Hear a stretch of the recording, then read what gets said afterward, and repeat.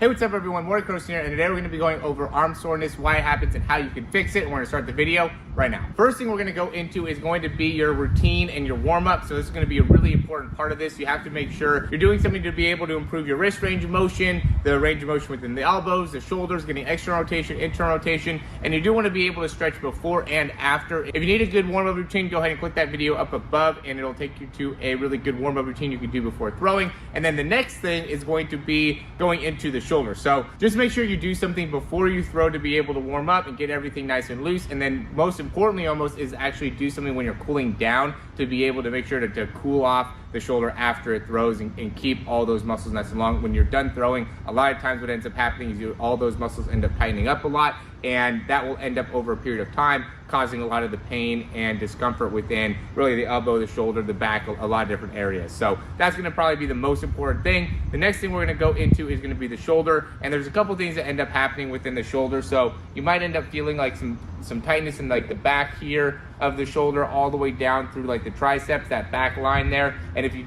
feel that, I would say the biggest thing is right behind here we have really, there's a couple muscles back here, like your supraspinatus, your infraspinatus. You know, these are all muscles that are part of your rotator cuff, also your rear delts back there as well. And so just going and putting like a lacrosse ball back here into that area and just working on being able to kind of work the arm forward and back will be a good thing to do. Also the sleeper stretch, we're going to show that right now, and then also have a link down below to be able to show you how to get set up for the sleeper stretch. It's going to be important. The next thing is going to be more middle delt. So now if we feel something like middle of the bicep all the way up to like the middle part of the shoulder, what we could do is take, you don't need the ball here, but you're going to just bring that arm back behind. I'm going to pull all the way back here, and I'm just going to go off to the side and just be able to kind of stretch out that side part of the shoulder. Also just taking a baseball, lacrosse ball, something into that middle area is also a good way to be able to improve that. The next thing is going to be the front part of the shoulder, and the big reason why people end up having some tightness or problems with the front part of the shoulder a lot of times has to do with when you're finishing,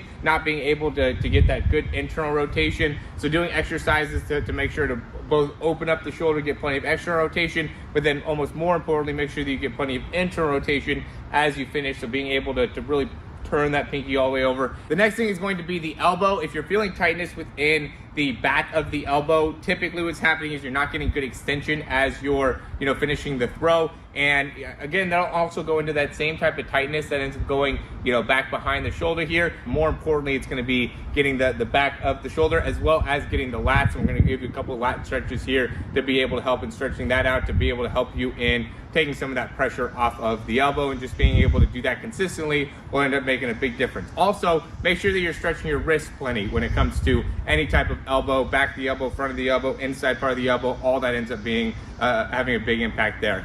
And then when we go to the bicep, what ends up being a big thing with the bicep is also not getting good extension when we're finishing the throw, but then also, again, going into that front part of your arm and not having good range of motion there, not being able to fully extend within the elbow will really make a big difference on how well you're going to be able to really flex, and that'll end up making it so you end up having tightness within that bicep over a period of time. And that definitely goes into a mechanical issue and something that you need to be able to address really quickly in order to really make a change there. And also, getting more of the lower body involved, things like that will end up being really important if you end up having a lot of issues within the biceps.